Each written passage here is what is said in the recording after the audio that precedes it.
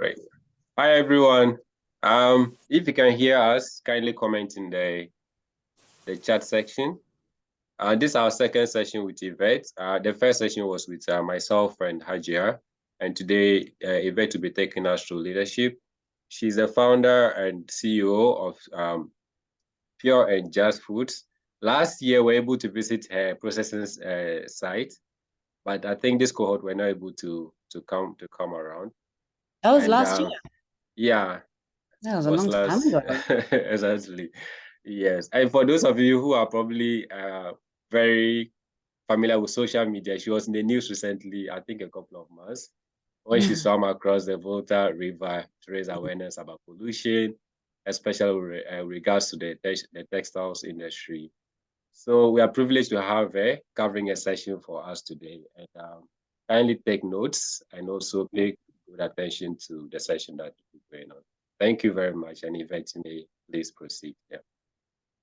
Sure. Well, thank you to the Youth and Food Program. Thank you to Ghana Food Movement for inviting me. I actually really wanted to talk to everyone. I mean, it's funny to not see people's faces. I can only see my and Paul's. But I was really excited to talk to everyone because I think that learning from each other and sharing our experiences is so important. And it's at the core of, I think, what will really help us all be good, not just leaders, not just workers, but good participants in our society, good people. And I've learned so much from the people around me, from the leaders that I know, that it feels like my duty to share it on. And I also genuinely really want to have a conversation and hear from other people what they think. I say to people now, like when I go into a space with people who maybe have like positions that seem higher than mine, I try not to go in being all intimidated. I try to go in understanding that in every space is an opportunity to learn something and an opportunity to share something. So I'd like this to be a space where like I'm sharing something and I'm learning something, and it's a collaborative space that we're in participating together. So just to give everyone an idea of how I'm going to structure the workshop today, part of it will be like obviously me sharing my experience and my ideas. And then there's at least 2 interactive sessions where we will discuss together kind of what we think leadership means, what you think leadership means. What I want to be able to do is talk about how our ideas of leadership actually exist in the real world as I have experienced it. And then from there, just kind of like work together to build our own definition or definitions of what leadership is. It's a relatively long session. We have now like just under 2 hours. So I've also put in some breaks. So hopefully we can be like really attentive for the time that we have the discussions. And then we'll have at least 1 or 2 breaks where we can, go away, have a drink of water, whatever, and then come back. I've also built in some time for questions and discussion. But if at any point you really want to ask me a question, like please feel free. I think probably it's best to use one of these tool things to put your hand up. But if I'm not getting it, then feel free to say something. Oh, and then finally, I'm talking to everyone from Germany right now because I just started a master's program at a university in Germany. And I think a lot of us had the impression that somewhere like Germany is very efficient and everything works perfectly. That is not the case. Actually, a lot of the time, the internet doesn't work that well. So if we cut off, I'll do my best to rejoin. And then I'll just rely maybe on Paul to let me know what you guys could hear or you could not hear. And we just take it like that and see what we can do. Okay? Great. Yes. Cool. Okay. So let's see if this works. Great. So of course, I think it makes sense to start off with a little introduction. I want to start with an introduction, not only so that you know who I am, but because I think that knowing yourself, knowing how you understand yourself, and also knowing how you define yourself to the outside world is a really key part of leadership.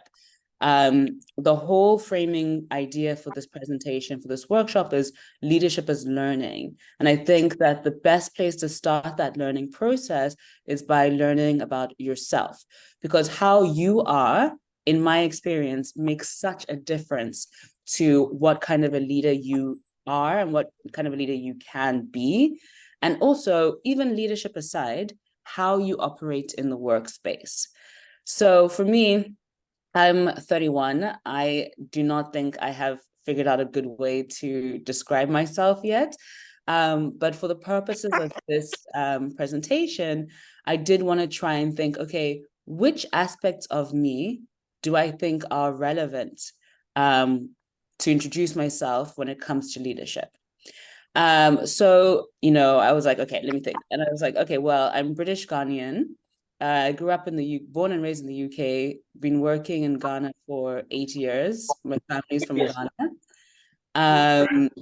Oh, is somebody not on mute? Would you mind muting?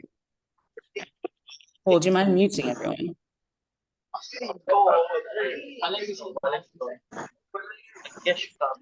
Hi guys, kindly mute your microphones if you're not making a comment. Yes, I'll try to mute everyone, but kindly do that. Thanks. Yeah, where was I? Yeah, so I'm British Ghanaian, grew up all around, and now well, kind of in Ghana.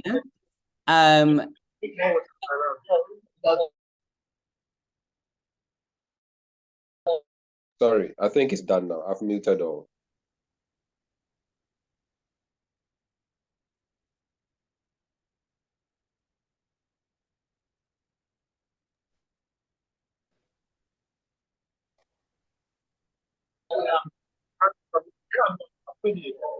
Oh.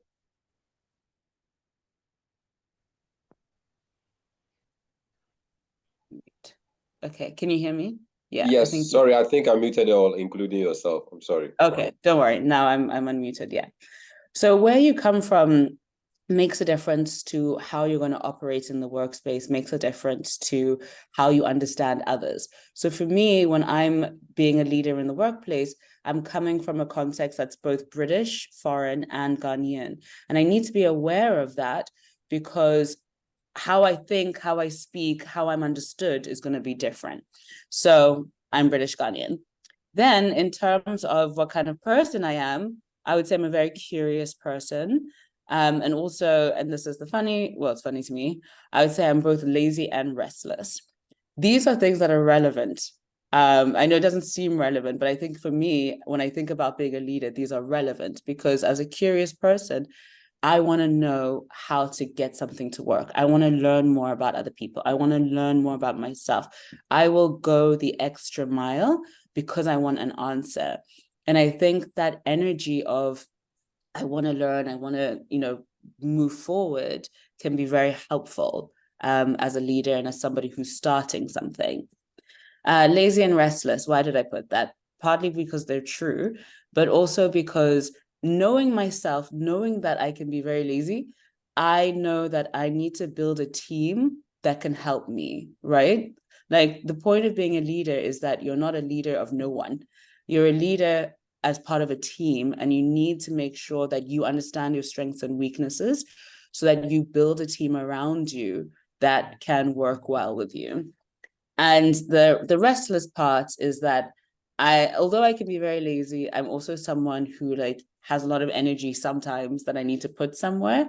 And so for me, it makes sense for me to be a leader because I have a lot of going forward energy. I'm not someone who can just sit back and let me say, only take instruction. So it's better for you to know who you are. Am I someone who wants to fit nicely and neatly into a set of instructions, or am I someone who wants to create the instructions? I'm someone who's athletic, so In my line of work, that's also important because, you know, at the beginning, when my co-founder and I'll talk more about him later, when we started the business, you know, we were not in some fancy office being CEOs and COOs. We were picking up 50-kilogram baskets of fruit. We were cutting the fruit. We were drying it. We were doing all that kind of thing. And I knew, because I'm athletic, because I know that I can be strong, I was able to throw myself into the work and do that necessary part of the work as well.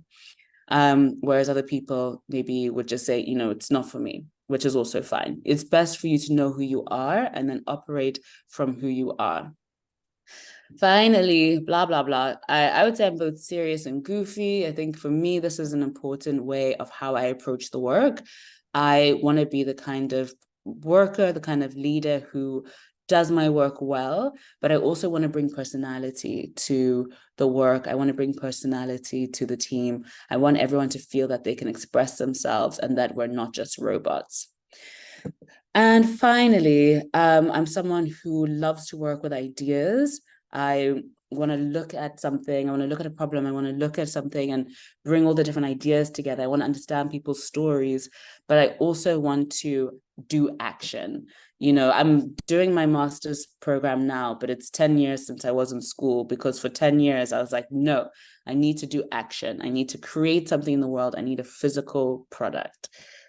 So yeah, that's kind of how I got that. That's me and how I think of myself in leadership and work.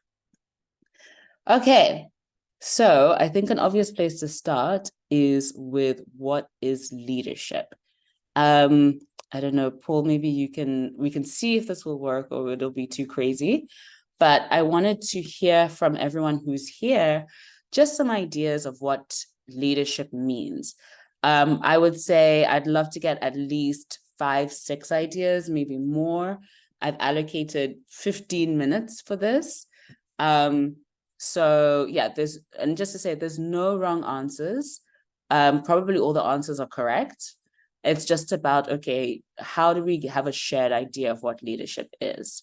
So if I could get a few people to unmute, share an idea of what leadership is. It can be one word, it can be a sentence, it can be 2 sentences, and I'll just type them out so that we can discuss later. I'll see if anyone wants to volunteer. If not, I'm going to randomly pick a name. Okay.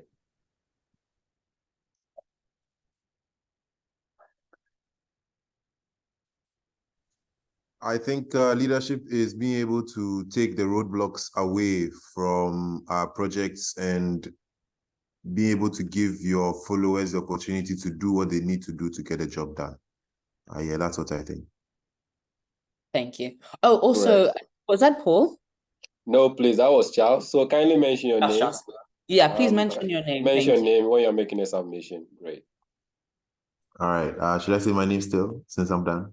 Charles Martin Buckle is my name. Great, thank you. And sorry, you said take roadblocks away from the projects and? Yes. And also give the opportunity for your followers to do what they need to do to get the job done. Thank you. Welcome.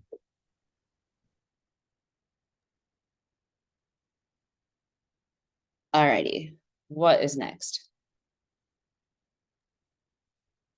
Hi, my name is Jennifer Idise. Hi, Jennifer. My view, a leader is someone who inspires others to do more and to do their best. That's a leader. Great. Right. I think I've seen some in the comment section as well, Yvette. Would you like me to read, or you can also?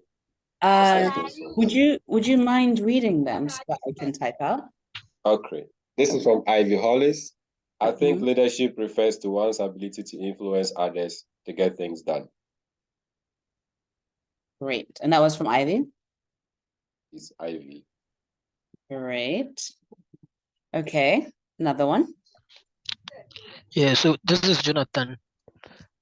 Leadership, it's basically a means or a process by which a group or an individual is able to influence people, bring them together to achieve a specific goal or a specific task. Okay. Yeah, that makes sense to me, Jonathan. Thank you. Okay, maybe are there more in the chat? No, that was the only text in the chat.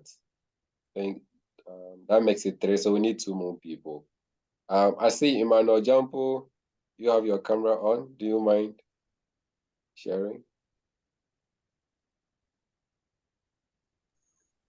Oh, okay, so this is Emmanuel Jampo. Mm-hmm. So what I know about leadership is the ability to lead and also direct people in a direction that will lead to them yielding the results that you want them to get. So that's my submission about leadership.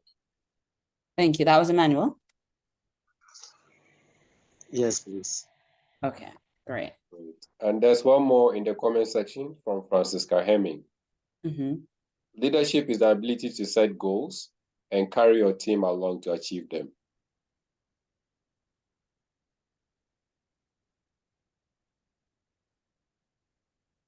From Francisca. Okay. Great. I want us to go to 4:30. Sorry, it's different time. 2:30 p.m. So let's allocate like maybe 5-6 more minutes to a little bit more on leadership. Any other ideas?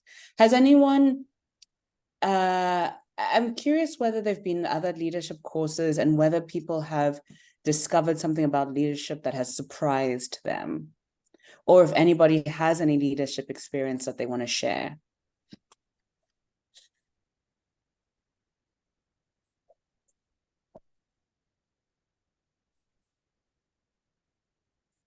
There's 2 more in the comment section.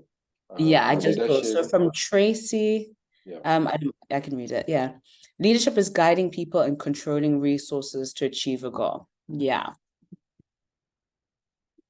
Guiding people and controlling resources. That's actually a very key one. And then from Esther, leadership is being at the forefront of decisions and directions of a group to achieve a goal. Mm-hmm. Of directions and decisions. Okay, yeah, so I'm going to, thank you so much for sharing those, Tracy and Emma. I'm going to ask again if anyone already has learned something surprising about leadership that they didn't expect.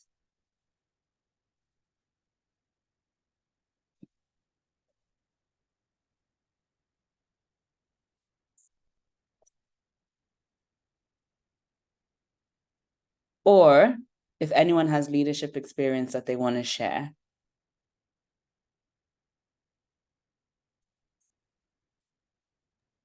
Question, does it have to be about somebody else or about yourself? It can be about yourself, it can be about somebody else. Okay. One thing that has surprised me or shocked me is how do I say, looking up to somebody who is a leader and recognizing that they have major flaws that you did not expect a leader to have, like mismanagement of some certain things. And yeah. Yeah. Yeah. Okay, we'll talk about that later. Okay. That's a really good one to share. Thank you very much for that. Is that something you've experienced recently? Yes, it's something I've experienced recently Yeah. in the agriculture sector. How did you feel? Highly disappointed, and then also it was just very discouraging. Okay. Yeah. Okay. Yeah, and I think that's a really important thing for us to keep in mind as leaders or as aspiring leaders. It's like how we act can have a really profound impact on somebody and on somebody's whole idea of leadership or of work or whatever. So we have to be kind of we have to be responsible, not just in terms of getting our tasks done, but also aware of the emotional impact that we can have. Thanks very much for sharing that. Okay, I'm just going to read this comment from Ellen. So Ellen says, I think with being a leader, you should be ready to serve and work with all manner of people. Very good point. In addition, you should be able to take initiative, especially when your teammates fail, to work with you to set a target or goal. Yeah, these are all really great points. So let me see. Ready to serve and ready to work with all manner of people. Okay, I want to make sure that we stay on our structure, but just a quick one in response to that. It's a really good point, right? Like when I think about leadership, I think about leadership in my in the context of my business. And in my business, I've been able to hire my people, but there's definitely going to be times where you're not able to have control of who is in your team, and you're going to have to be able to work with the people that you have around you. And then it's like less about like leadership in terms of imposing your will, and leadership in terms of how are we actually going to move forward together, and how can I be a big part of that? I think that's a really good point. And I think what that point brings up for me is that there's so many different contexts of leadership.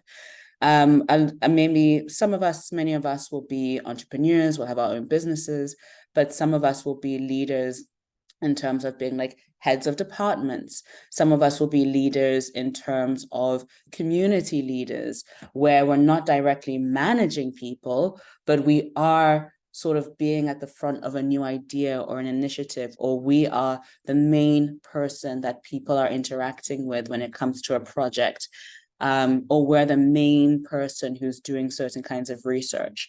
So yes, we already, even just from the list that we've created here, I can see that there are some elements that are shared, that are common, where it's like, okay, we need to work to advance a goal, we need to reach a target. These are shared things, but then there are also some things that are very context specific as well. Okay. So I was already gonna like, oh no, we are on track. Oh, great. Okay, sorry. Oh, are we on track? Hold on. 15 minutes, 10 minutes, 15 minutes. Okay, whatever, we'll figure it out. Okay, so speaking about leadership in terms of different and specific contexts, I wanted to kind of situate my leadership experience and my ideas about leadership in a very specific context, because I think it helps to be specific. It helps to be very grounded rather than talking about these big ideas that are all over the place. I think, especially as we are, for you guys, you're planning to go into the workforce, into the real world, I think it's really important to have concrete examples of, how leadership plays out in the workplace. Okay, so as I mentioned already, I am the CEO for a dried fruit processing company called Pure and Just Company Limited, or Pure and Just Food. I feel like we have like 6 names, but really it's like the same. And we have a brand called Yvaya Farm. And in terms of our leadership structure, I mean, in some ways we have a very typical conventional leadership structure. The company is led and was co-founded and is now led primarily by myself and my business partner, Emmanuel Ampedou. So Emmanuel is the only guy in the picture here. And we are the primary decision makers for the company. And we manage a team of managers or supervisors. So you can see here on the far left, we have Eunice, who's our quality assurance manager, who's actually going to be advancing to our head of manufacturing. She's been with the company now for just over a year. Sorry, I just really need some coffee. And then in the middle, this lady here, Henrietta, she's been with the company now, I think, 3 years. And she is our assistant production manager. Then there's Emmanuel, and then there's Alice on the far right, who is our production manager. And these people manage people beneath them. I don't really like saying beneath them, but let's say they manage a team of people that they work with. So as you can see, there is structure, right? I try and avoid this like militant hierarchy where it's like, I'm at the top and then people come under. But I do think it is important to have a structure that people can follow to understand how decisions are made, because otherwise you can have confusion. So as I said, Emmanuel and I are the primary decision makers, but we share tasks and we share responsibilities with the managers that work with us. And then the managers manage the team that they work with to make sure all the primary tasks get done as well. And in total, we have a production team of between 14 to 20 people. It depends the season. So when we're like really busy working, it's mango season, we have a lot of fruit. We'll have maybe 20 people that are the production officers, and then what's that? There's 5 of us. Oh, okay. Give me 1 second. I'm really sorry. I just gotta go let somebody into my house.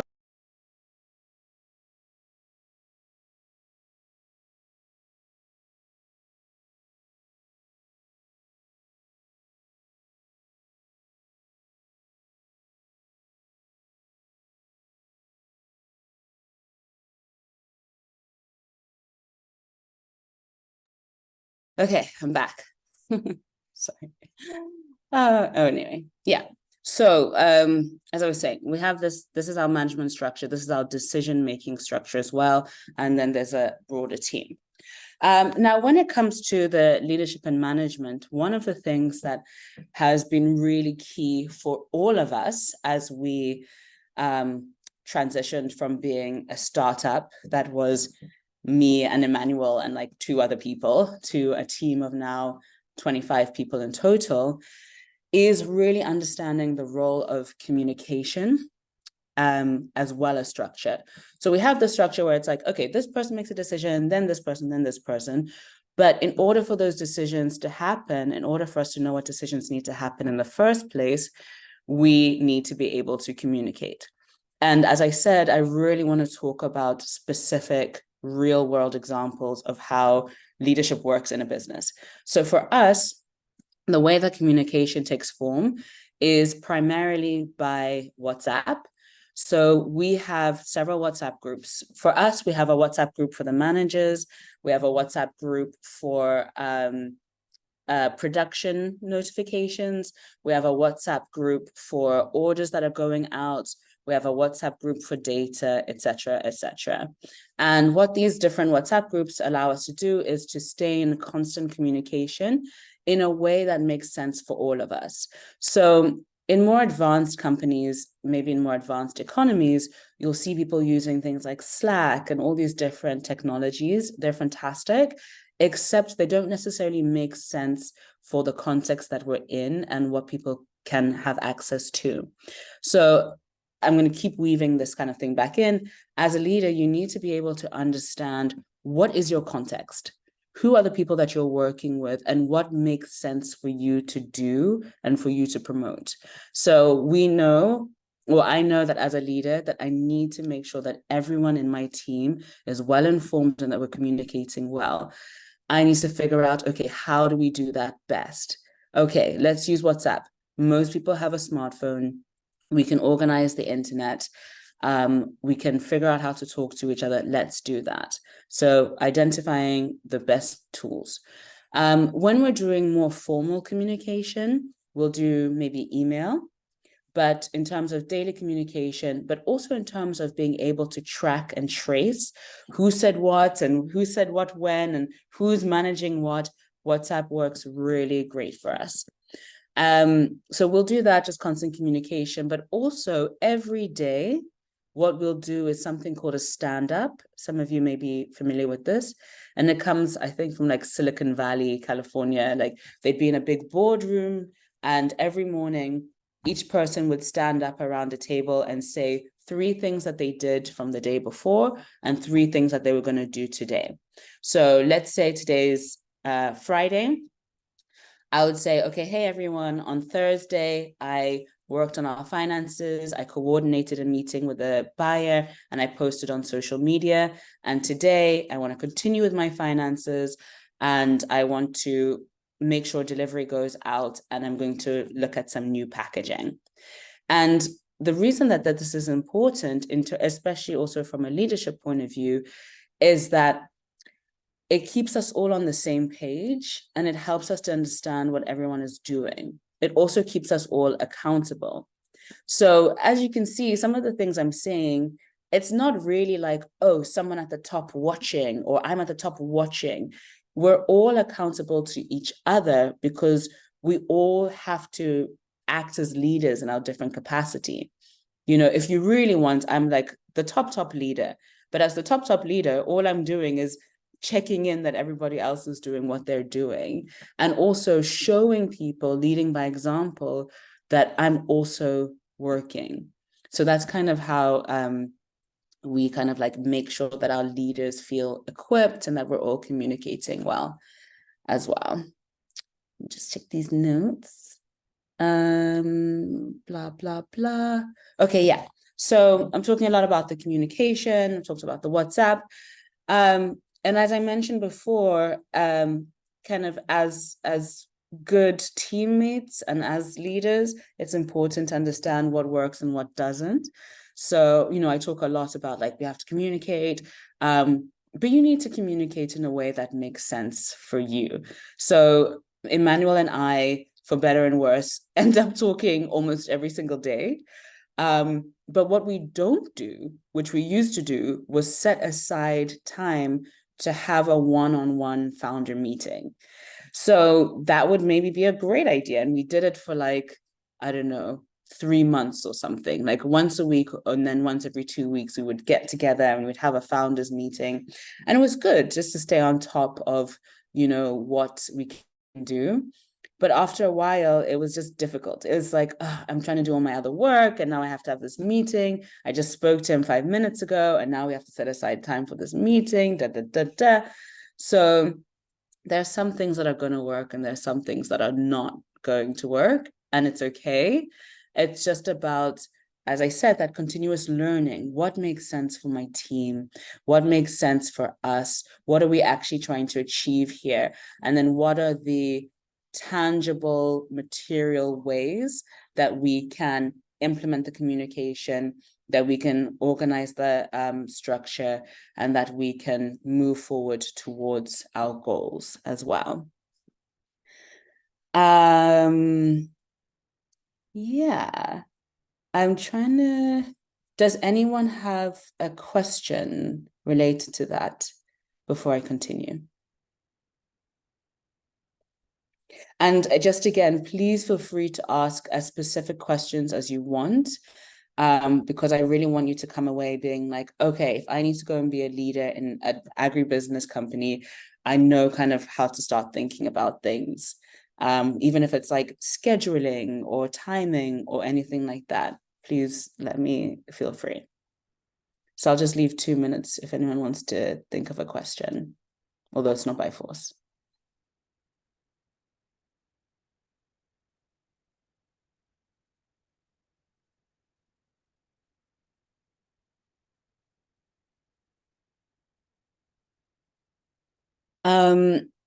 While you're thinking, the other thing that I will, oh, can you see my screen? It says it's, oh no, I'm screen sharing. Okay, good. While you're thinking, the other thing that I would say about our leadership, our management, and our communication is that my co-founder, Emmanuel, who is the COO, so operational officer, head of operations, he has at least weekly meetings with the managers, so that they're on the same page and understands the tasks for the week, how they went and how they're going, and can effectively communicate that to the rest of the team. And when it comes to me, I typically I talk every day to everyone through WhatsApp, as I mentioned, but at least once a quarter, I will have a meeting with Emmanuel and the managers, where we'll talk about our goals for the quarter, talk about how the last quarter went. So again, that we're just continuously aligning on strategy. But then so as a leader, I have a real sense of what people are experiencing, what they're thinking, and how I can be of assistance to them. So as I keep saying, a lot of communication, but also very specific opportunities for communication. So it's not just saying to people, communicate with me. It's saying like, hey, here are very specific ways that you can communicate with me and with each other so that people have an idea of how to do that. Because I think it can be easy to just give instructions and say, we need to make this happen. And then, you know, people don't really have a sense of, okay, how do I do that? And so that's why I keep talking about these structures, understanding how do we have good structures for communication, for decision-making, for understanding what our role is as well. So yeah, we have different kinds of meetings. Anything else? Okay, I think that's mostly it on how we have structure and how we do leadership in Pure and Just. Oh, okay, I'll say one more thing, which is to say that in our company, we really and when I say we, I mean Emmanuel and I really focus on, okay, how do we not centralize everything, all the power in these leadership roles of the founder, of the CEO, of the COO. So we really do a lot of delegation. And, you know, if you go back to what I was saying about myself in the first part of the workshop, it's like, I know myself and I know that I'm someone who's both restless and lazy. I don't want to do everything myself. I really don't want to. And also, I think it's a little bit weird to try and hold all the control and hold all the work. You're just going to become tired. And also it's not going to get done well. So in Pure and Just, like, we really give people the opportunity to take charge, right? So at the beginning of the Pure and Just journey, of the Yvaya Farm journey, I was doing all the deliveries, I was handling all the sales, I was taking all the calls, all of the stuff that was making me exhausted, and actually wasn't helping other people have an opportunity to grow and have responsibility.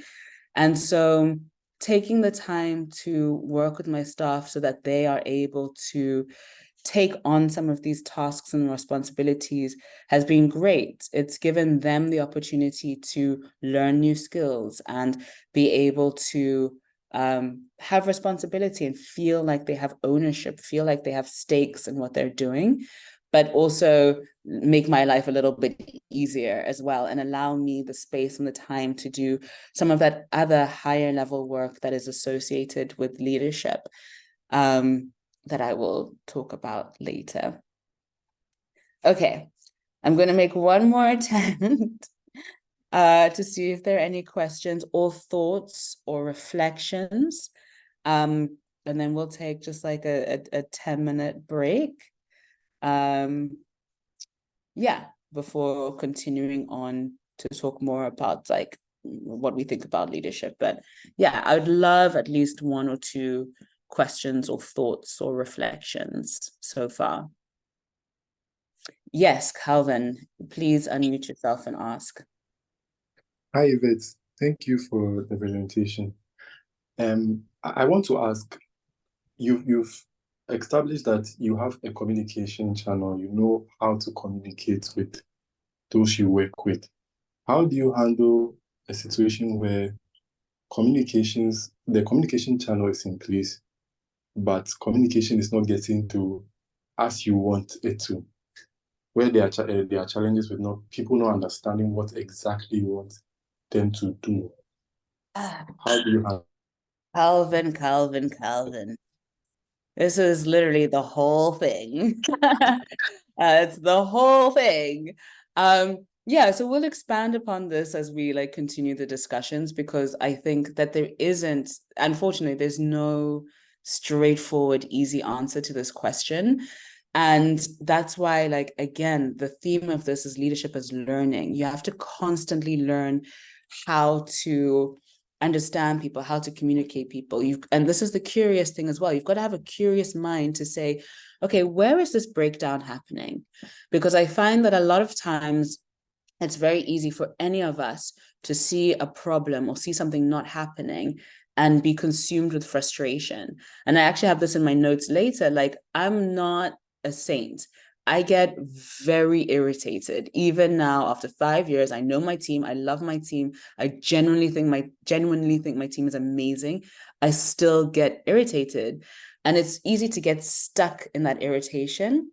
But what I do is I try and, like, take a deep breath and try and understand, okay, where is the breakdown happening? Because as you say, if we have these structures, it should be working. But if it's not working, there's a reason. And that reason could be sometimes the reason is not an obvious one, right? It's not one that we want to admit. Someone might not be sleeping well at home because they are stressed about whatever.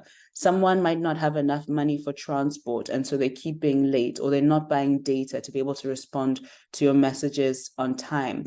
Someone might have made a mistake, but because they're afraid of getting in trouble, they're not telling you that they made a mistake.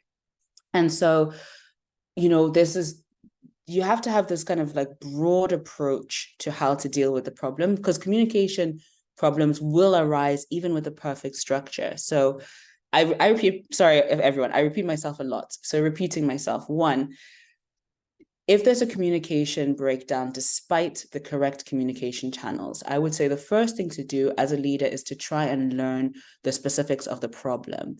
And how do we start by learning? We start by researching, we start by asking, we start by trying to understand. So we've got to identify the beginnings of where the problem is happening, ask questions, try and understand, try and create space to see why someone's not communicating, or something's not happening, or something's not being heard. And then 3, try and have, like, an empathetic, a sensitive response to the problem. And also be ready for that problem not to be obvious, or not to be an obvious business problem, right? So sometimes it's like, oh, this person didn't buy their data on time. And then it's like, okay, actually, that's actually a good lesson. So for us, actually, I'll give a specific example. We used to have all this problem with, like, okay, we set up all these WhatsApp channels, great. People not responding to the messages on time. And it's very frustrating.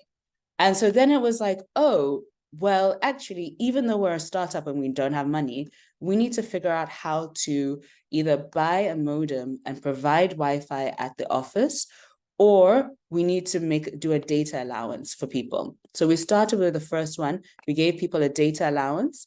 And then when we got some more money and we were donated a modem, then we started buying a modem so that when you're in the office, then you can be on the Wi-Fi, then you don't have an excuse, at least for data, why you didn't respond. But also, it's important to know that you can have a channel, you can give an instruction, but you have to think about the whole. Oh, someone can't hear me well. Can everyone else hear me okay? Yes, I can hear you very Okay. well. Okay. Maybe it's just Leticia's internet. Let's see. But yeah, so you have to think about the whole world. So when I give an instruction, I try and think about all the different details. So if the instruction is, when you see a message, if I ask a question on the WhatsApp group, I need an answer. That's a pretty clear instruction. WhatsApp group, medium of communication, I need an answer, instruction. However, I didn't specify when I need an answer. I didn't check in, does everyone have data?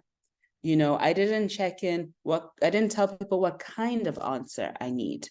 So as a leader, you have to expand your mind to be able to really create a world where people feel comfortable knowing what they need to do, and not just comfortable knowing what they need to do, but able to do what they need to do. Because at the end of the day, if I didn't explain myself well and something doesn't happen, it's my responsibility, Of course, everyone has responsibility, but it's also my own responsibility. So now before I myself send a message, I try and think ahead, everything that could go wrong and every question that they might have. So now when I send an instruction in the WhatsApp group, I'll say, hello, what's a good example? I need this delivery to go out on Tuesday at this time. Is it going to be possible to send this delivery out at this time? Please answer yes or no with a reason within an hour. Super specific. Me, I have to make it specific. Do you see what I'm saying?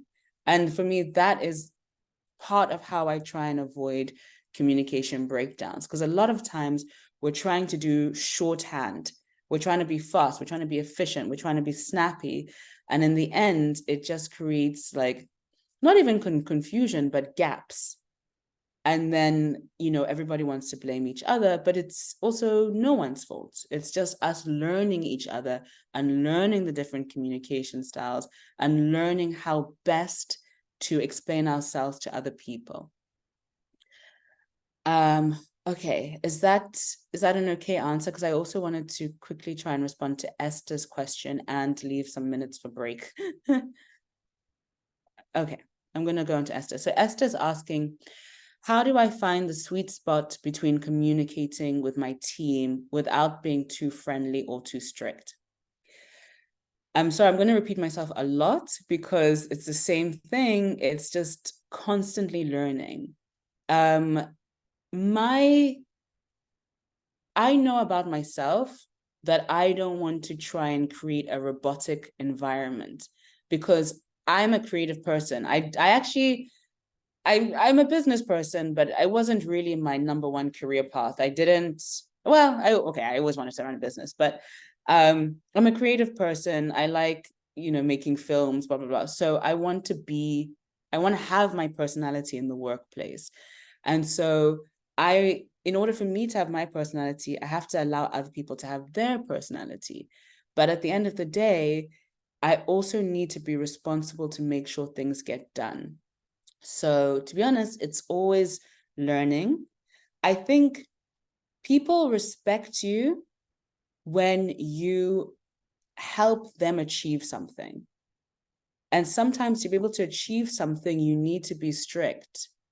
But it's got to be, like, I remember there's a business owner, the lady who owns T-Bar, and she said it in a funny way. She's like, you do the slap and then you do the kiss.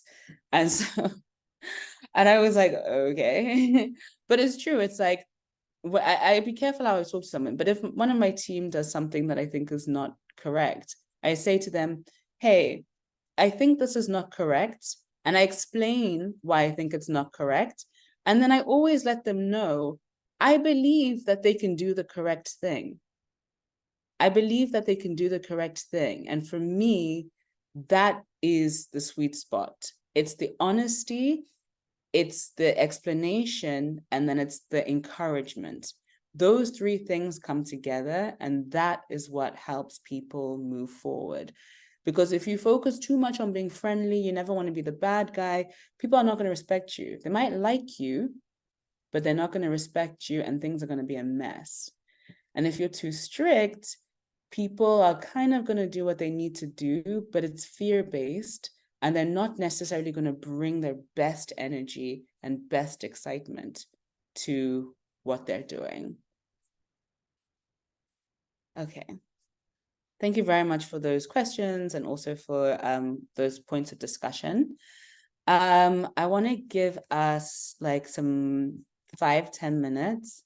Sorry, it was technically 15 minutes, but we talked and I talked. So let's do 10 minutes and come back at 3:10, 10 past 3. Is that okay, Paul? Yes, that's fine. Yeah. Okay. Please make sure Yes, to come please. back on Thank time you. so that we can finish. Yes, please. We can continue And the in session. the meantime, if you have more questions or anything you want to share, please feel free to type it in the comment section, and then I can address them when we come back from the break. Okay.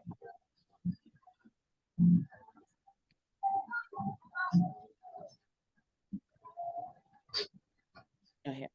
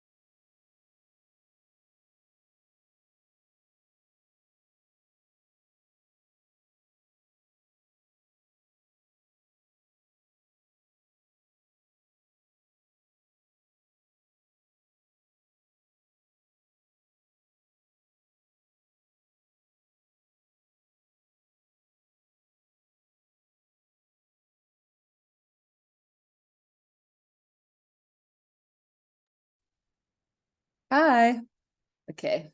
We have about 1 more minute left in the break.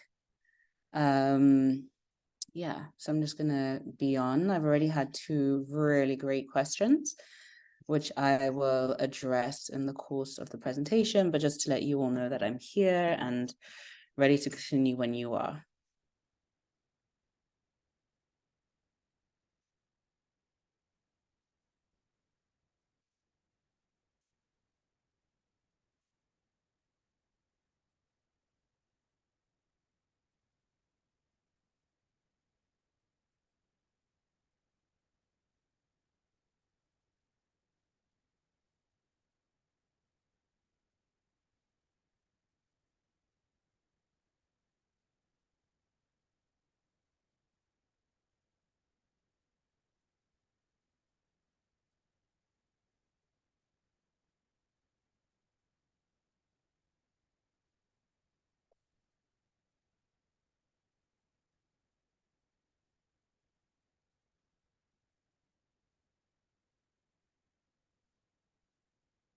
Paul, how are we looking at attendance? Shall I continue?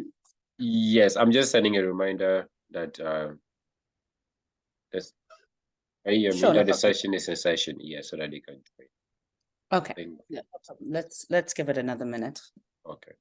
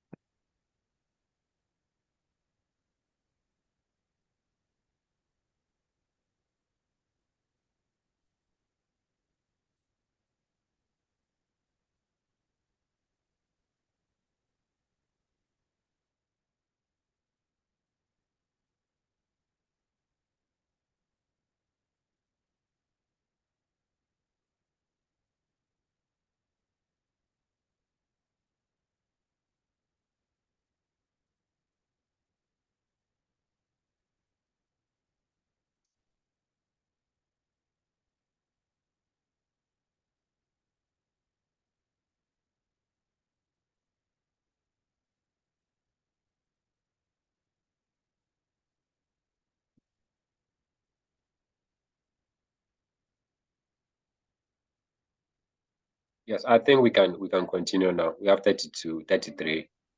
Okay, great. Okay, yeah. Welcome back, everyone. So, I think we've spent time kind of going all around, starting to build a picture of what is leadership. And in this section, I want to kind of, again, get more concrete on what leadership is. And, I had a slide earlier that said, what is leadership with a question mark? And now this slide is, what is leadership? No question mark, because these are my opinions. So yeah, before I dive into it, again, these are my opinions, these are my thoughts, these are my experiences, but it would be impossible for me to be an expert on leadership. All I can do is offer you what I have experienced and I've learned. So again, this is an offering. There's so much I'm already getting from you, so many different points of how to think about it. But yes, these are, if I have to answer this question, these are some of the ideas that I have. So, as we kind of touched on earlier, leadership is in a way this like big theory, and sometimes we're not really specific, and it kind of means a lot of things and it doesn't mean anything. It's just this thing we throw around, and it's this buzzwords that we use all the time. And funders love to talk about leaders, and we all refer to this leader person, but what does leadership actually mean? So when I think about leadership, I break it down kind of into 4 main components. There are many types of leadership in many types of contexts, but I think for the purposes of having, a comprehensible and understandable conversation, let's break it down into 4. So we have task leadership, we have strategic leadership, we have emotional leadership, and we have intellectual leadership. So for me, task leadership is in some ways kind of that like really common version of leadership. Just bring up my notes, make sure I don't say any lies here. Blah, blah, blah. Sorry. Let me make sure. Okay, yeah. So the task leadership is, you know, kind of the most, maybe in one way is the most obvious form of leadership.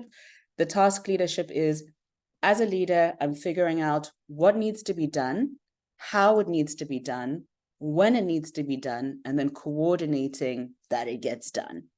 So, you know, if we have a group of us and we want to get something done, it could be really easy to just kind of, you know, you guys know the Spider-Man meme where everyone's just pointing at each other.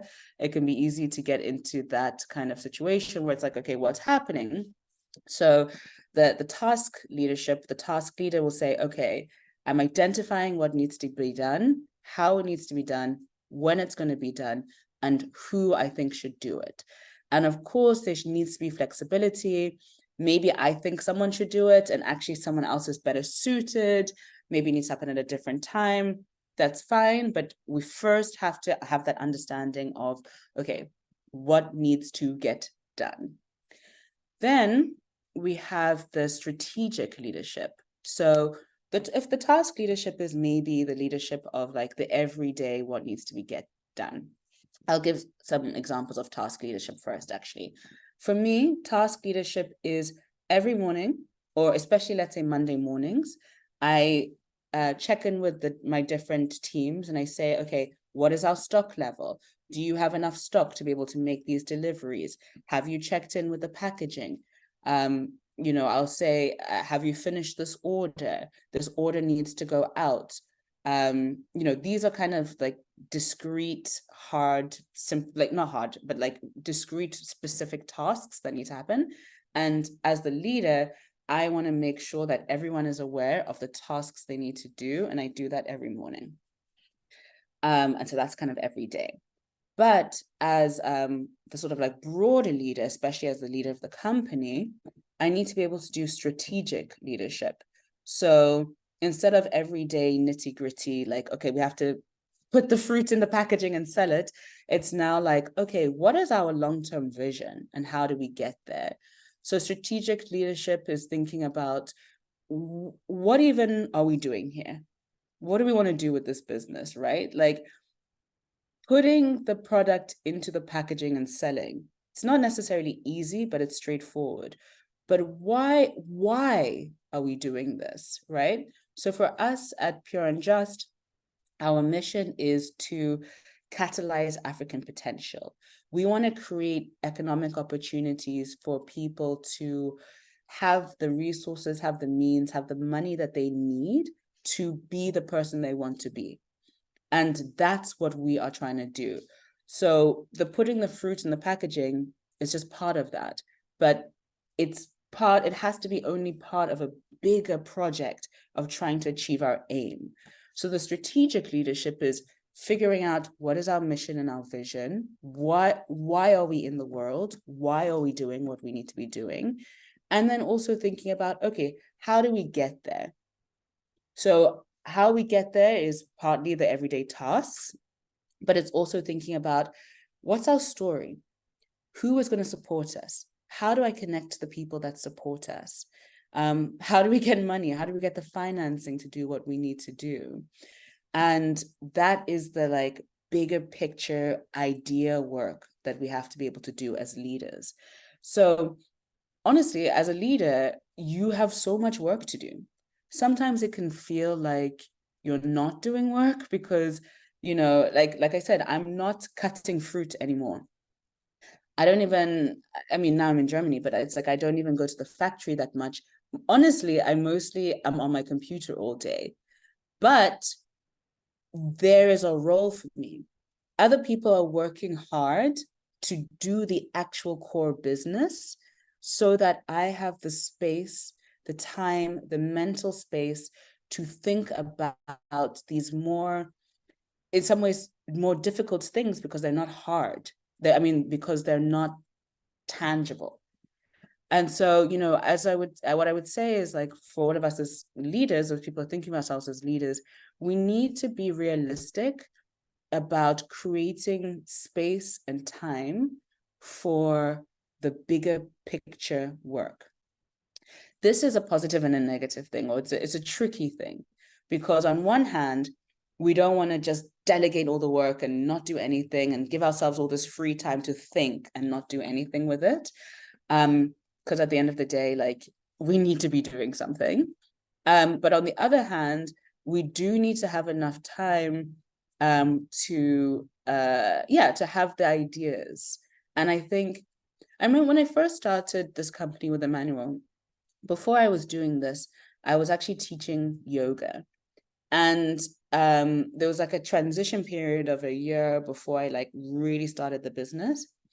And I was so busy driving around teaching yoga classes and making money and feeling very busy, feeling very effective, but the business wasn't really advancing.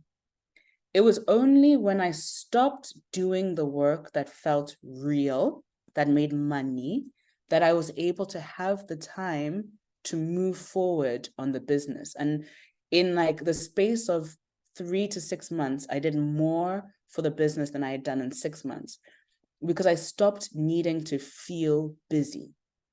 And I think this is for each individual person here, you have to learn what your sweet spot is between being busy and feeling busy and being a productive member and having enough space and time to do the bigger picture work. And I have to say, sometimes I'm still questioning myself. Sometimes I'm like, oh, am I really doing anything? You know, like I didn't, my body is not tired. Did I really do anything? And then I'm like, oh, I feel a bit guilty, but then, you know, so you just have to continue this learning process of where do I need to be physically busy and where do I need to create space so that I can do the strategic leadership work. Then there's the emotional work. And I think that this can easily be a very underappreciated part of the leadership. So what do I mean by emotional work? How I understand the emotional work is understanding how we all feel, how I feel, how my team members feel, and how we want to feel. And I think that especially in this like capitalist world where we just want to focus on making money and achieving goals and extracting resources, we can tend to forget that at the end of the day, we're all humans. And some of this seems very obvious, but let me tell you, when you're in the working world, it can be easy to forget that we're all humans or try and pretend that we're not. And the reality is, if somebody wakes up in a bad mood, you are going to experience it. Even if they shouldn't bring that bad mood to the workplace or whatever, that is what it is what it is. And so the emotional leadership is being able to understand and be sensitive to how people are feeling. As I experience it, the reality is if people feel good, if they feel appreciated, if they feel comfortable, and also if they feel challenged, they're going to contribute so much to the team and to the work. And if they feel disrespected, if they feel discouraged, if they feel disappointed, if they feel sad, if they feel tired, they're not going to be able to contribute in a way that makes everyone feel good and in a way that is productive. And so our job as leaders is to develop that sensitivity and understand. And so, you know, kind of going back to some of the stuff we discussed earlier, like, okay, if there's a breakdown in communication, is it because of how somebody feels? You know, how do we want people to feel? And I think that as when we talk in popular culture about leadership, we can have these ideas of that, like the big man CEO in his big armchair in the office, kind of just giving instructions, and he doesn't care about how anybody feels. And the reality is, that kind of environment is not healthy. And it doesn't encourage people to be their best and to create a nice, happy environment. So what we want to do is, again, be sensitive and understand, like, what kind of feeling do we want people to have? Because if you are feeling good, then you're doing good. And that's also about yourself, right? So for me, I try and be aware of how I'm feeling because it gets projected, right? If I'm in a bad mood, even unrelated to work, I might be short-tempered. I might get more irritated than I need to get. And if I say something in my irritation, it can hurt somebody's feelings. It can also mean that that person is afraid to come and talk to me. So, for example, if I send somebody to do something and they do the wrong thing, or they do something that's not quite what I said, and I get angry because I'm in a bad mood, because I didn't sleep well, or because my car broke down and I'm frustrated about it, and I shout at them, that person is going to be discouraged from telling me the truth the next time. And so I need to be aware of how I feel before I act. If I know I'm in a bad mood, which happens, it's life, then if I see somebody has done a mistake, I might not even respond to it immediately. I might even just say, I'm not going to respond to this right now. I'm going to give it an hour or whatever, and then I'm going to come back, and then I'm going to respond when I feel calm, so that I can give a reasonable response rather than one that is based on me being annoyed about something completely unrelated. Then also in terms of the emotional leadership is understanding the psychology of people and wanting to support people. So oftentimes I think people can be going between, they want to achieve, they want to do a good job, but then also they're not sure of themselves. So my emotional leadership is to say, I believe in you and I want you to believe in yourself. And I'm going to work with you to figure out, how do we support you so you feel confident, you feel emotionally confident in yourself to do your job really well. And that is part of the emotional leadership. And it requires a lot of sensitivity. And I think a lot of times we talk about influence and psychology and controlling people. And I don't think it's so much about control and influence. I think it's about trying to encourage and shape and understand, so that when you say something, you're able to say it in a way that is helpful. You're able to get to a new place. And again, honestly, people respond really well to this. I mean, you can go and ask my staff, maybe they're saying bad things behind my back, but I hope not. And I think that we are often rewarded for believing in people. And then also in terms of the emotional, I try and make my staff aware that we're all operating in an emotional space. Here's a kind of random example, but let's see if it'll tie in for you on the emotional. But I sent one of my staff we needed to get a certification for the factory. And I said to the staff, I said to my manager, I need you to put pressure on these people so that we can get it quickly, because we need the certification to get some funding. So she went to talk to the people at the certification place, and the people at the certification place said, okay, but it comes with a fee. Of course, Ghana being Ghana. And I said, okay, but I need to know how much the fee is and we'll consider it. Then next thing I know, the certification is ready. I said, oh, fantastic. And my manager said, okay, we have to pay 500 cedis. And I said, no way, I'm not paying 500 cedis for a fee, which is really, we know what it is. And I said, I'm not paying. And she said, oh, but we told her we needed it quickly. And I said, and I knew what was happening. It was an emotional experience that was happening, a psychological one. The person at the certification place knew that my manager was a little bit sensitive, was a little bit unsure of herself, and was doing some manipulation to say, oh, you promised me that you would pay. And I said, no, you didn't promise. I didn't promise.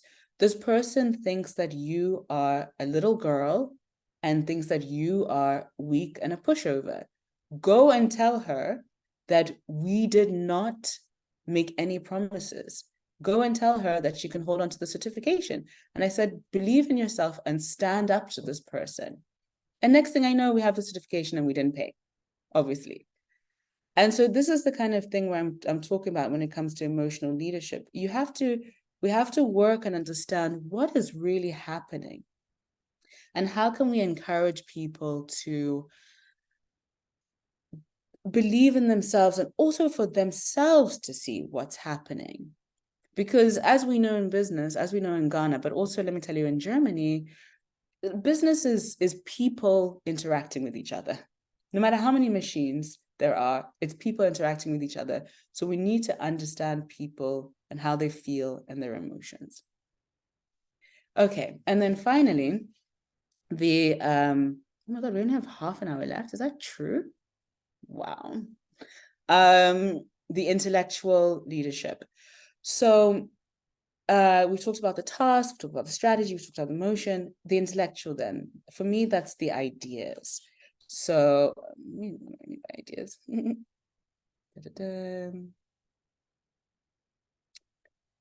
Oh yeah, okay. Oh, okay, I talked about that already. So for me, the intellectual leadership is thinking about the ideas. How do other people think about the ideas? How do other people understand what we're doing, right? So if strategy is, we have this mission and this vision, and this is our plan for getting there, the intellectual leadership is, let's believe in this idea together. It's not about how do we get there. It's not about what is our job. It's about, are we on the same page of how we understand our role in this work and how we understand what we're trying to do? You know, I think, you know, the one of the main, I actually didn't go to school in Ghana, so you guys can correct me if this is really crazy, but one of the, I think the criticisms that I hear about Ghanaian education is that we're just taught copy, and we're not taught to actually have new ideas, develop ideas, and challenge things. And so our intellectual leadership is to say, are we really thinking about what we're doing? The intellectual leadership is to say, I'm going to give the people I'm working with the opportunity to have an original idea. I'm going to give them the opportunity to think about what they're doing and not just listen to me, but to believe in what we're doing together and to understand the different components of our work. So intellectual leadership, or the intellectual experience, is understanding that we're not just making a product, we're not just selling, we are representing something. We're in our case, we're representing that young Ghanaians can achieve something.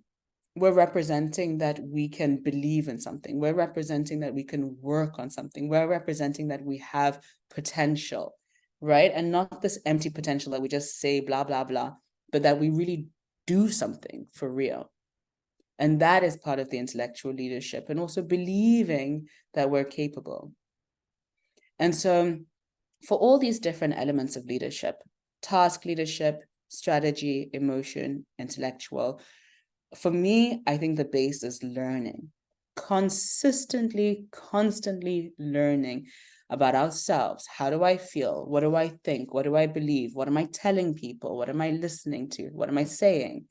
Learning other people. What are they saying? What are they feeling? What are they thinking? What do we need to do?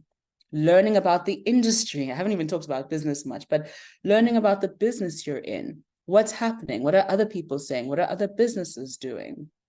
You know, learning from other people, other leaders. How does this person lead their company? How does their management structure work? How does their ownership structure work? Is it owned by one person? Is it owned by two people? Is it a cooperative where it's owned by the workers themselves? All of these things require us to be asking questions and learning. And based on what we learn, then we move. For me, being a leader is constantly dedicating yourself to learning. You start digesting that information, and then you intentionally, mindfully make decisions, guide, understand what needs to be done, and take others there with you. So I think a lot about my work in terms of alignment. Can I bring us all together? So let's say we're all dotted around. Can I bring us all into one line? so that we understand together what we need to do, why we're doing it, and how we do it. Yeah. Okay. So, talked a lot. Sorry if I missed some questions. Blah, blah, blah. Oh, thank you, Emmanuel. I'm enjoying too. Okay, let's see. Let's do, oh, is the internet on?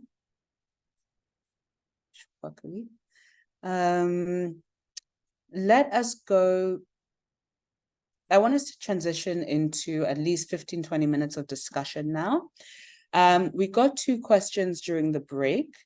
But before I continue, before I open up the discussion and revisit the definitions we had before for leadership, I just want to give maybe 2 or 3 minutes to see if anybody else wants to add some questions, or again, if anyone has some thoughts and reflections that they want to share.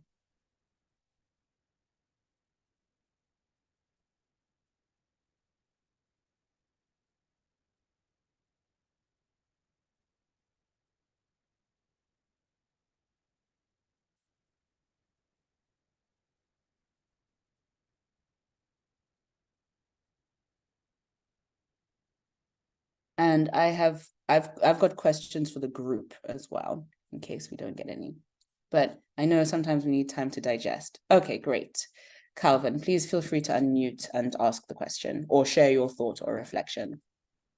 Okay, hi Yvette. I would like to share a thought. As you shared through the last slide, I just wanted to know, does it apply to a person leading, so a person leading myself? How does it apply to me? And how do I combine everything you mentioned as a person? You get me? Okay, so is the question, how do we be leaders to ourselves? Yeah. Okay, this is really great. And I think that is so important that you brought that up, because a lot of the time we do think about leadership in reference to other people. Like, I'm leading a team, I'm leading a group, I'm leading a company. But yes, I agree. I think the leadership begins with yourself, because, you know, whatever you think about hierarchy, at the end of the day, people are looking to you. So we need to be able to make sure that we're good, we're solid.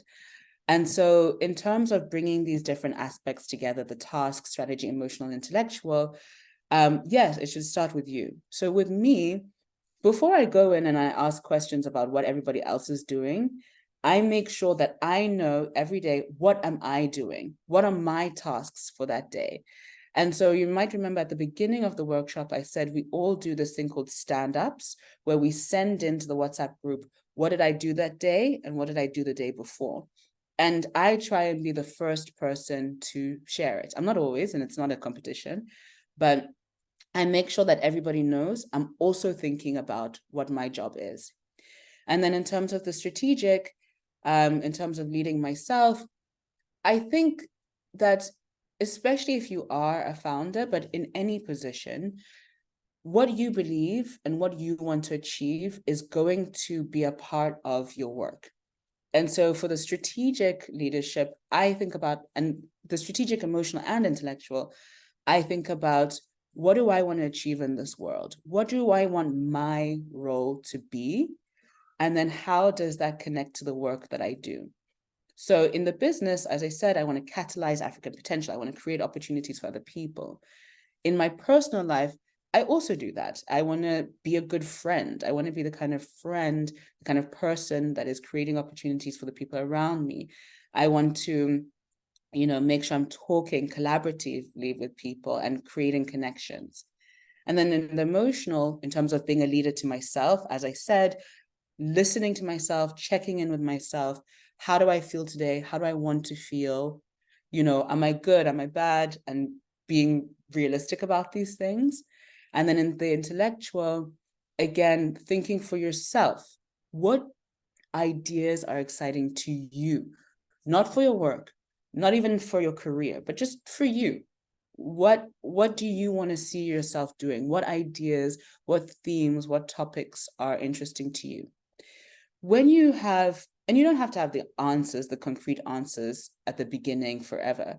But when you start having an idea of these things, it will give you some guidance and it will give you some steadiness. And then when people look at you, they can say, oh, I feel like this person knows what they're doing. And then they want to listen to you. They want you to lead them rather than this person is very messy. You know, I don't want to, they're just messy. So if you are steady and you're good because you've done the work of going through this for yourself, people will start to model that. You'll be a model for that, and people will start to do it themselves too.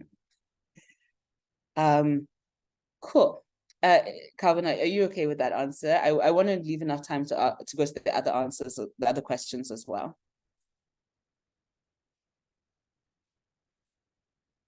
Okay, I'm going to take that as a yes. Okay. There's a question here from Esther about managing the team while not being physically present. Okay, thanks, Calvin. So I want to just answer that because I think this is such a key question. And then we'll go back to the discussions. So just for everyone again, the question from Esther, how can I effectively manage the team when I'm not physically present? And how do I ensure things get done in my absence? What measures can one put in place? So this is so key. And I'm going to start by saying that one of the most important lessons I've learned in being a leader and running a business is to take your time and to allow things to have enough time. So me being in Germany right now and being away from the business is something I've been preparing for about 2 years. Like 2 or 3 years ago, I said, I think I'm getting ready to start continuing my education.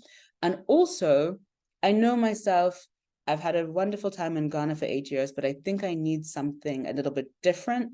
I need my life to be a bit dynamic in some way. And so I need to start thinking now about how to do that. So 2 years ago, I started thinking about what do I need to do? What measures need to be put in place for me to comfortably be able later down the line to do these other things that are important to me? The first thing I did actually was get advice and learn from those around me. So I asked a friend of mine who started a foundation in Ghana, and then COVID times happened and she ended up moving to America and getting married, and she didn't come back to Ghana again for like a year. And I asked her, okay, how did you do that? And the first thing she said was, you need to start practicing. So for me, she said, if you want to like move to Germany or wherever, go somewhere for a month and see what problems happen and see what you need to fix so that if you're somewhere for 6 months, you know already what you need to do. So I did that. So I went away and I could see immediately what the problems were. Like I said, at the beginning, I used to do all the deliveries myself. I used to handle all the calls myself. Now, blessedly, my phone doesn't even work here. So people call me and it doesn't come through unless WhatsApp. But, you know, I was able to see, oh, here are all the gaps. Here are all the things that I've been doing that I won't be able to do. And then once I had a very clear idea of the things that I can't do, then I could start building measures around that and creating the mechanism and the organizational structure. And again, this is the point of leadership. You don't control everything. You don't isolate everything in yourself. You guide your team so that you're all working together. So once I knew what the problem was, I could say, okay, I need to start sharing out my tasks to other people. If we need to hire people, let's hire people. If we need to advance people, we need to advance people. If we need to pay for a service, we need to pay for a service. So instead of me going around driving, doing all the deliveries, we developed a good relationship with our dispatch riders. We developed a protocol for how deliveries are picked up, how they're done. And all of this stuff takes time. But once you do it once, then it's done. So we developed a protocol for deliveries, and we hired some riders, or we work with some riders. Then for invoices, I used to write all the invoices. Why am I writing the invoices? I'm not even at the factory. I spent the time training my stock staff, my production staff, on how to write invoices and handle the sales. Now they're doing it. what's an examples of stuff I used to do? Payments. You know, we really try and encourage our customers now to be paying by Momo or bank transfer, so that, you know, it's not me or somebody going and collecting the cash and having to do everything. Then with the banks, I told them in advance, listen, we need to figure out the online banking thing, because I can't be coming in, driving 20 minutes, 30 minutes in a car traffic to sign one piece of paper. I literally can't do that when I'm in Germany. So let's get that stuff sorted.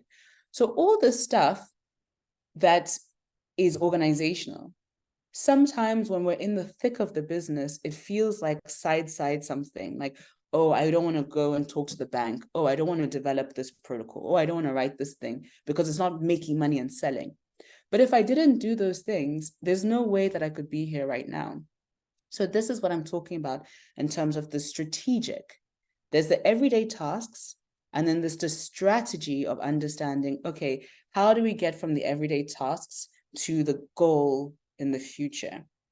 So yes, before that, getting advice and learning, identifying the problems, working with my staff to figure out the solutions, and then also accountability mechanisms. So it's not just that I'm there like, oh, I love my team, I trust them. No, every day, as I said, we have our WhatsApp communications. I say to them, did you do this thing? Yes or no? If it's a no, then, you know, I'll talk about punishments and deductions in a second. But normally it's a yes. If I've done my job well to educate people and to share the information effectively, then by all means, it'll be a yes that they've done it. And then we take it from there. So that's the accountability. And then, okay, so of course, there are going to be times where like I'm literally not present. So there's two things that happen here. One is trust. I think we are in a trust deficit economy in Ghana. Everybody is very suspicious of everybody else. And I think my one blessing from being from abroad is that I don't have it the same amount as everybody else. Maybe some people call me naive or whatever. I have been burnt before, but I want to trust, because it makes everybody's life easier if we trust each other.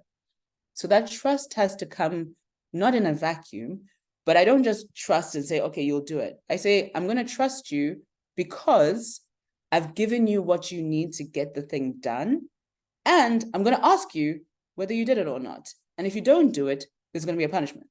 So in that scenario, it's easy for me to trust you, because if I trust you and you do the wrong thing, you are going to suffer for it. So we try not to do too much punishment, because it's not helpful. It just makes everyone feel bad. So what we first do is, again, as I'm talking about so many times, I try and understand why a problem happened and try and fix it and try and like speak. I try and talk to everyone like adults. That's the other thing. Nobody is a child. We're the same age. I'm like maximum 5 years older than the people I work with. So I'm not going to talk to you like an adult, like a child. I'm talking to you like an adult. Why didn't you do this thing? If you don't have a good reason, then that's when the punishment comes in.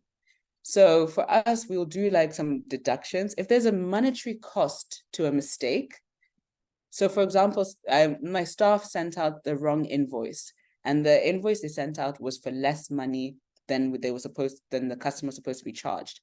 I gave the correct instruction several times. So I said to them, everybody that's involved, the difference is going to be deducted from your salary at the end of the month. That's the smack and the kiss. I believe in you. You guys are fantastic, but you did a stupid mistake. There's a cost. There's a literal cost. You all are going to pay for it. And they don't say anything because they know it's reasonable. And I think that's the other thing. We got to be reasonable in what we're doing. It's not just like slapping, no, it's reasonable. And so, yeah. Anyway, for all these reasons, all the work that we did together to set it up, I genuinely feel comfortable. But also, like, I know my team. We've taken time to understand each other. And so, yes, I'll get back to this question. We've taken time to understand each other. So, yeah. So the question is, did we take it out of their salary? Yes. There is a deduction to their salary as a punishment. As I said, It's not something we do every day just by heart like that. But if there's a difference if there's a cost, typically it's got to be paid for somewhere. And I think this is the other reality with business. And part of this presentation was transitioning from startup to established company. When you're a startup, unless you're one of these lucky silicon, I'll come to your question. Unless you're a what do you call it? A lucky venture capitalist company, you don't have money. And let me tell you something, when you don't have money, it becomes very much easier to make certain decisions because you literally can't afford to make certain decisions. So let me explain this deduction thing again so that you can understand. Let's say the customer was supposed to be charged 1,500 cedis. And I told my staff, the invoice is supposed to say 1,500 cedis. And they wrote 1,000 cedis on the invoice. There's a difference of 500 cedis. The customer was supposed to pay the 1,500, but when they got the invoice, it only said 1,000. By all means, the customer is going to pay the lower amount. That means that the company has lost 500 cedis. Somebody has to be responsible for that. And it's not one person, there's no blame game. And so the 3 people that were responsible for that mistake will be deducted. Not 500 each, but 500 divided by 3, that will be deducted at the end.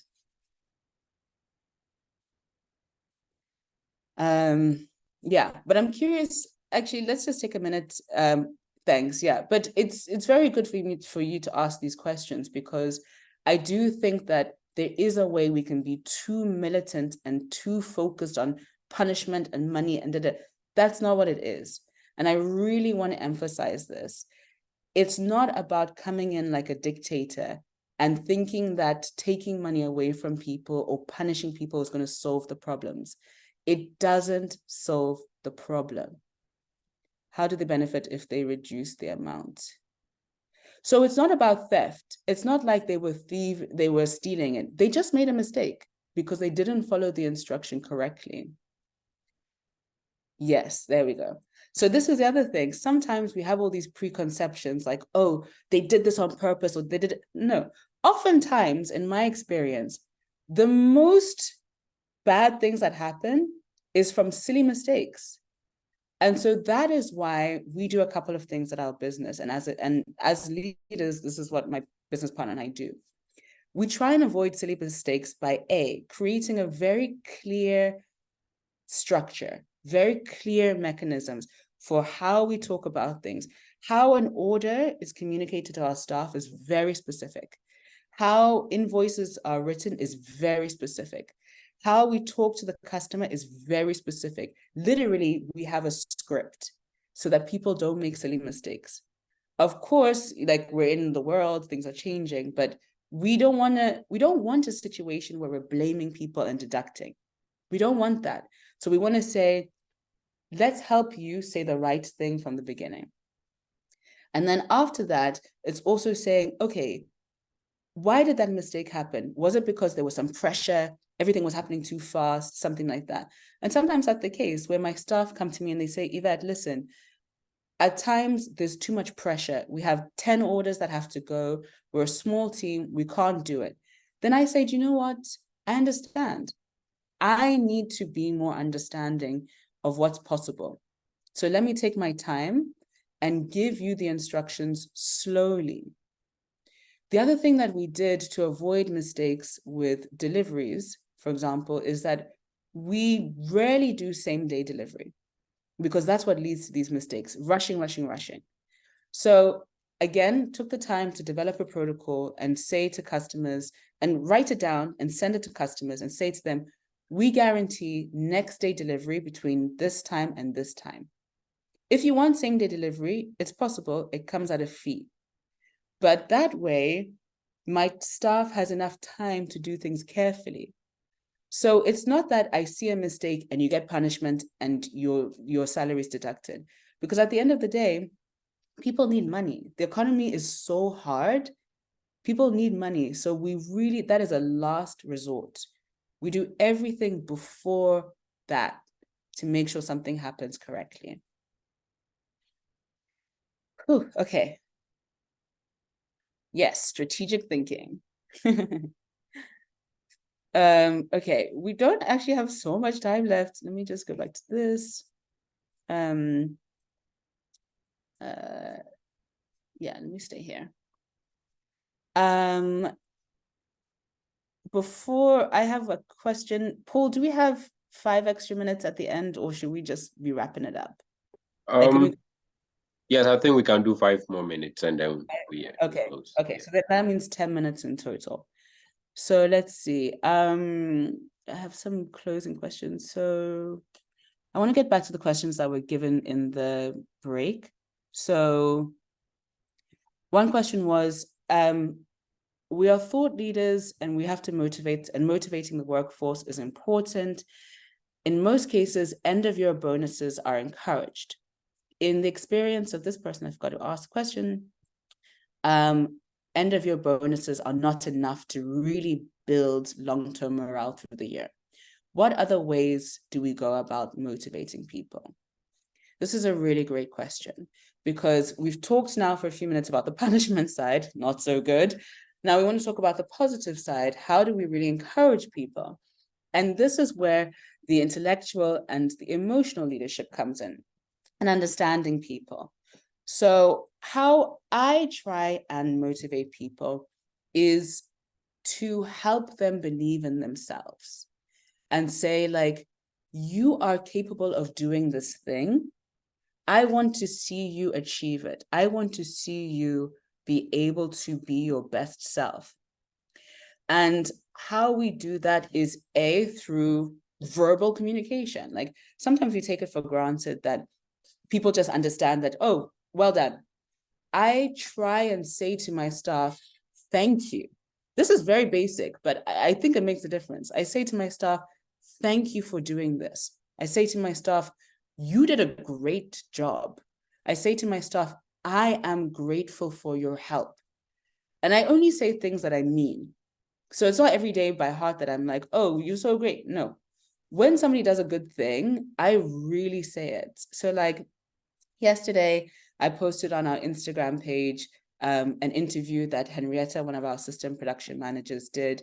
And I truly think she did a fantastic job. She did such a good job. And I said to her, you did a fantastic job. And I said it to her, and I said it on our group chat. And I like to think that it really encouraged her, you know, and it's not even part of her main job. It was like a video for social media, but she did such a good job. So I try and use verbal communication, verbal language to encourage people. And then also there's the like giving people real responsibility. If you just say to somebody, oh, I believe in you, oh, but you don't really back it up by taking a chance on them, then they're not going to really believe. They're not going to feel like they really are participating. So again, taking that chance. Even before I came to Germany, like I said, I stopped going to the factory. And I said to you guys, I said to my team, I'm not coming there. Make sure it's done well. And then they have to step up. But they also know that I believe in them, that I trust them, that they can do it. And when they make a mistake, like I said, I don't immediately punish. I talk about it. And so then they think, okay, they can try, they can make an attempt. And that is what is also really important. We do also give bonuses as well at the end of the year when we can afford it. But we also do other things to make us feel like a team. So, I mean, you know, it's quite traditional to take trips or expeditions with your team. So we want to show people that we care about their personal development. So we try and coordinate. We've coordinated for banks to come and help them open bank accounts. We take our staff on trips to see the farms that we source from.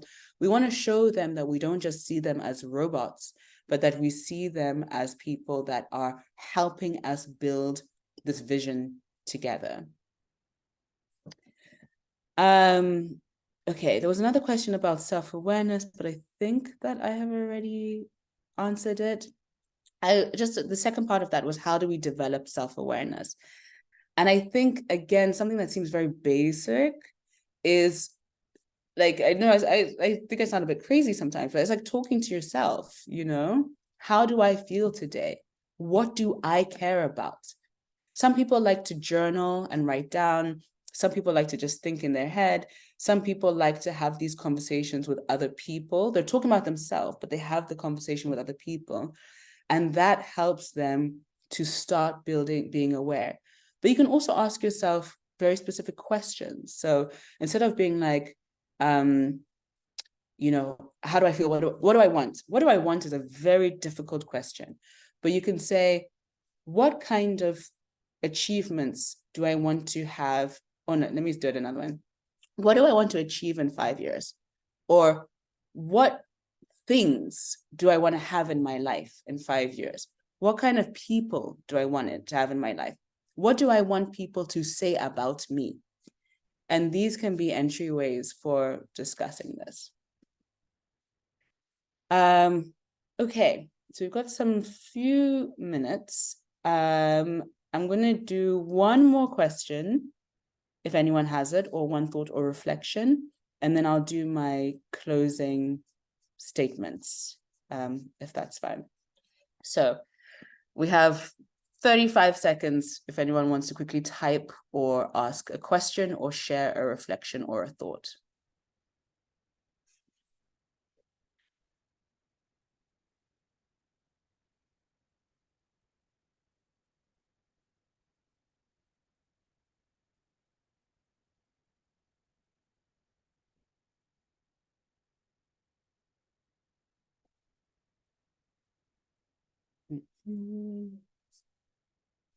Oh, gosh, we missed all the breaks.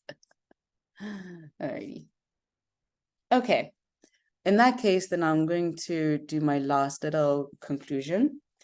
So, you know, obviously I've said so much in this workshop and this presentation, and I don't expect everyone to remember everything or to take away everything I've said as the gospel truth, not at all.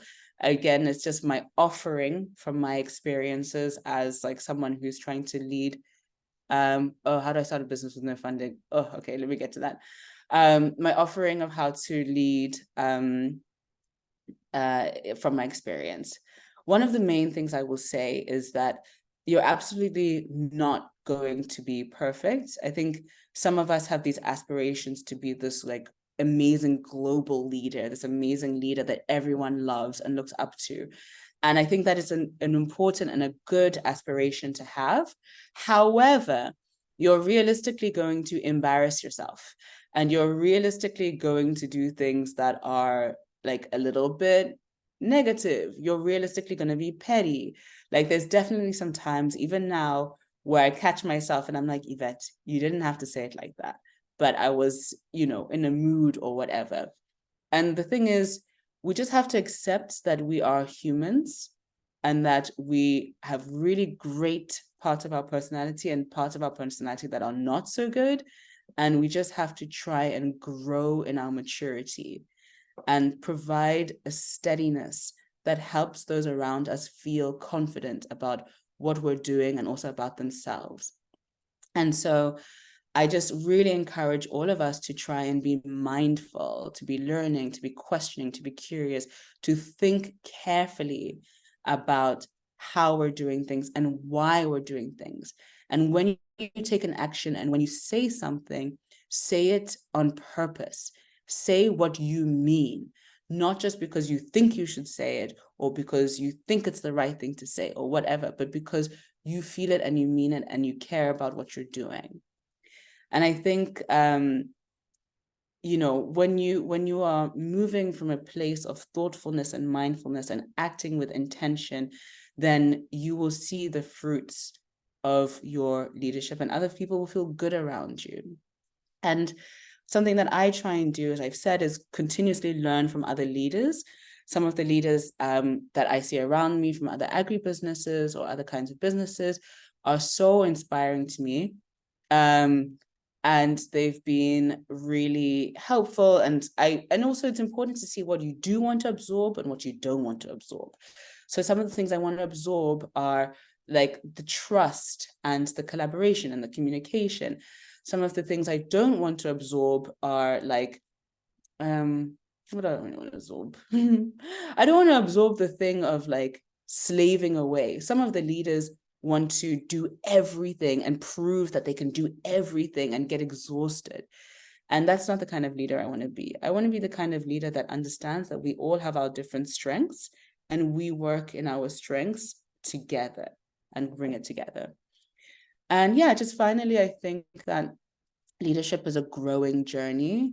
There's by no means am I at the end of that journey. I try and think of leadership as like an opportunity to serving my team, serving my own development as well, and bringing all the different journeys together. Yeah. There's 2 questions in the chat that are not super related to leadership. I'm going to answer them very fast. How do I start business when I have no funding?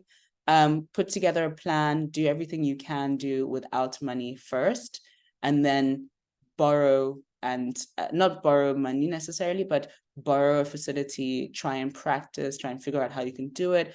But build your plan, build an idea. Thanks, Esther. And then from there, build a team and find people who will support you. What master's program I'm studying? I'm doing African studies. And part of that is, it's actually serving my leadership where it's like, okay, I have a lot of experience in Ghana. I have a lot of experience running a business in Ghana, but do I really understand the broader African context?